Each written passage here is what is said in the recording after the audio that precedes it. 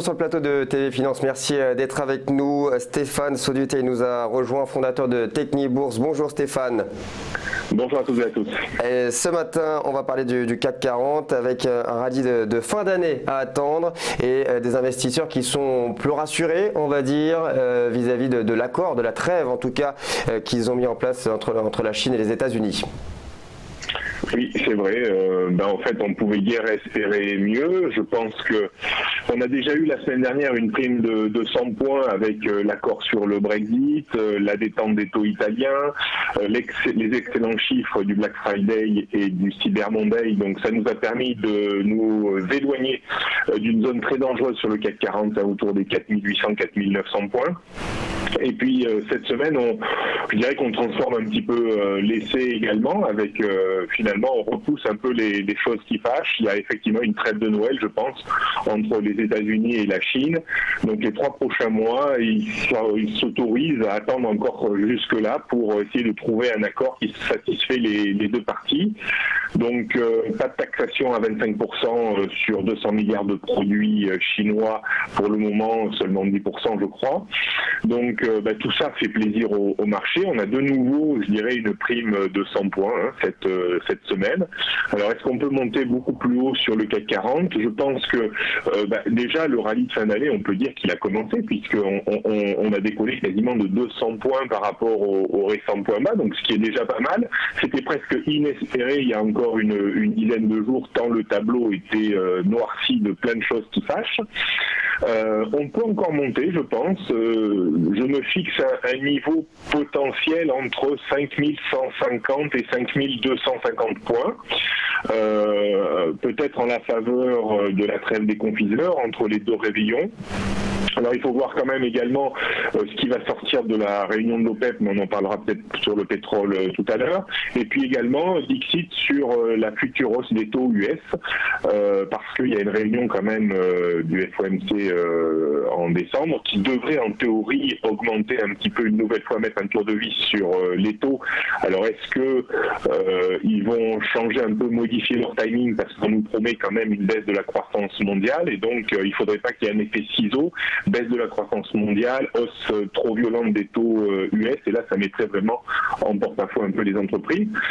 Donc ça, ce sera peut-être encore une petite épine dans le pied éventuellement d'ici Noël, mais je pense pas quand même que les marchés redévissent d'ici là. Je pense que l'effet de fun devrait se poursuivre jusqu'à la fin de l'année. On devrait, à mon sens, ronronner jusqu'à la fin de l'année et puis remettre peut-être les choses qui fâchent en 2019. Début 2019, donc on devrait rester sur cette valeur positive. On va parler du Dow Jones. On parlait justement de la trêve de Noël sur le front de la guerre commerciale. Ça devrait profiter aux indices US.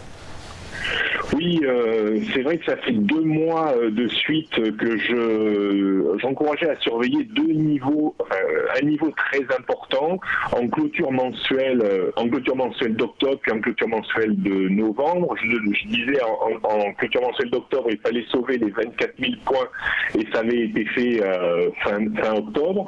Et je disais qu'il fallait sauver les 24 400 points fin novembre. Et finalement, on est passé dessous très furtivement, mais à 2-3 jours de la fin du mois, on est remonté très violemment. Donc ce qui finalement légitime l'idée également d'un petit rebond, d'une reprise confirmée par effectivement la trêve entre les États-Unis et la Chine. Donc on pourrait peut-être se rapprocher de nouveau de la zone de points hauts sur le Dow Jones autour des 27 000 points. Alors je ne pense pas qu'on ait la capacité vraiment à monter beaucoup plus haut. Je pense également que il serait intéressant de viser un non-débordement du point haut sur le Dow Jones d'ici la fin de l'année et attendre peut-être de nouveau quelques turbulences à l'approche des 3 mois, c'est-à-dire fin février. Souvent, en fait, on a des découpes comme ça. En début d'année, on a souvent des primes. Les analystes souvent émettent des prévisions toujours très optimistes, donc ça booste un petit peu les achats et on voit les indices monter. Et puis souvent, on cale un petit peu en deuxième deuxième partie du mois de janvier et en février. En plus là, on a un timing idéal, hein, c'est-à-dire s'ils ne trouvent pas d'accord d'ici fin février, je crois qu'on risquera de nouveau des turbulences, de la volatilité plutôt baissière qu'haussière. Donc pourquoi pas essayer d'être un peu patient et d'attendre que le Dow Jones remonte, je dirais, au plus près des 26 500 pour prendre un petit pari baissier pour 2019. C'est en tout cas ce que j'ai envie de faire à titre personnel, donc voilà. On va maintenant parler de la valeur de l'euro.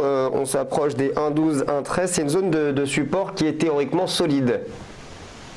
Oui, on a l'impression que cette zone de support est plutôt solide. On est revenu 2-3 fois la tester.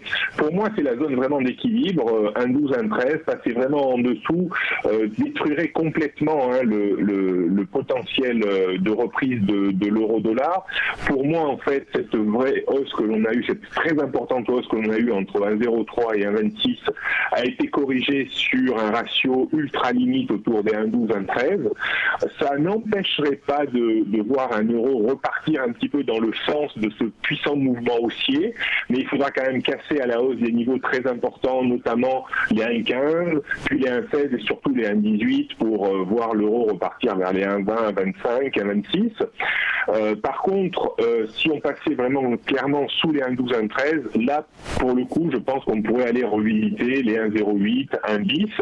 Alors, c'est vrai que la baisse de l'euro était un peu plus évidente il y a quelques jours, voire quelques semaines, avec un timing de hausse très serré concernant la hausse des taux donc de la Fed, avec une hausse en décembre, 3 hausses en 2019 et une hausse en 2020. On a l'impression que depuis quelques jours, elle rétropédale et qu'elle prend conscience que l'économie mondiale est en train de ralentir et puis elle va peut-être soit distendre son timing de hausse, voire sauter une ou deux hausses.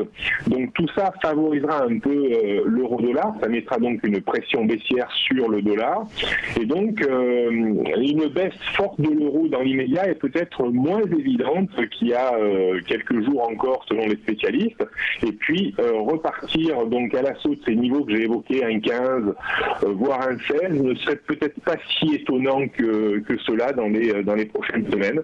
Donc voilà, je reste très prudent, pas ultra baissier tant qu'on n'est pas passé en dessous de 1,12, 1,13. On pourrait à mon sens même reprendre 300 pips, je pense, assez facilement sur l'euro-dollar, peut-être d'ici la fin de l'année ou en début d'année prochaine. Donc cette valeur d'euro-dollar n'est pas dangereuse, en tout cas si elle pourrait devenir dangereuse si elle descend en dessous des 1,08. Voilà. Exactement. On va parler maintenant du pétrole, voilà, qui est dans l'actualité depuis des semaines et notamment vis-à-vis des gilets jaunes. $50, un niveau solide pour rebondir au niveau du WTI. C'est vrai que lorsqu'on assiste comme ça à des baisses terribles, on voit qu'on a eu 1, 2, 3, 4, 5, 6, 7 semaines consécutives de baisse et puis finalement des baisses relativement importantes. Chaque semaine, on lâchait quasiment entre 4 et 6% depuis début octobre. N'oublions pas qu'on avait culminé sur le brut léger américain autour des $77 et là, on s'est retrouvé ces derniers jours autour des $50. Donc ça fait quand même près de 35% de baisse. C'est totalement énorme sur une matière première aussi importante dans le monde. Alors c'est vrai que ça satisfait bien entendu les entreprises qui payent leur carburant moins cher et leurs produits de base peut-être un petit peu moins cher avec les dérivés pétroliers. Ça devrait satisfaire également les consommateurs avec un prix à la pompe qui baisse sensiblement avec... Pour l'instant, on n'a pas... en tout cas, les prix ne baissent pas pour le moment à la pompe. Oui, c'est un petit peu du bon sens parce que l'essence c'est quand même beaucoup plus de taxes que le prix de la matière première, donc c'est normal que finalement ça se retraduise pas vraiment à la pompe parce qu'il y a plus de 80% de taxes et puis les taxes ont quand même sévèrement augmenté ces derniers temps, donc voilà, même si on s'éloigne des 1,55 par exemple sur le gasoil, on est plus vers 1,42, 1,43, ça fait quand même 10-12 centimes de moins, ce qui est toujours appréciable, mais à ce niveau de pétrole, on aurait plus attendu, par exemple, un prix du gasoil autour des 1,30. Donc il y a 13-14 centimes, et ça, c'est certainement les taxes qui ont été rajoutées avec l'augmentation de la matière première. Donc, ce qui est intéressant, c'est qu'on a quand même une stabilisation depuis une petite semaine autour des 50 $. On a essayé de passer en dessous, mais sans succès. Et puis là, ce matin, on remonte un petit peu sur le brut léger. On est à plus de 2%. On est autour des 53,40 à peu près.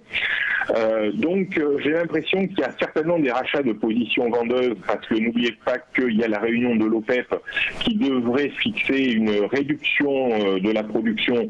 Donc en théorie, ça devrait profiter au cours, mais est-ce que cette réduction sera suffisante par rapport à ce qu'attendent les analystes? C'est ça qu'il va falloir voir.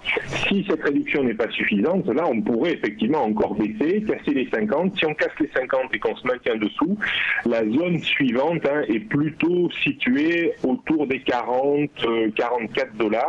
Donc on pourrait encore perdre une vingtaine de pourcents sur le pétrole.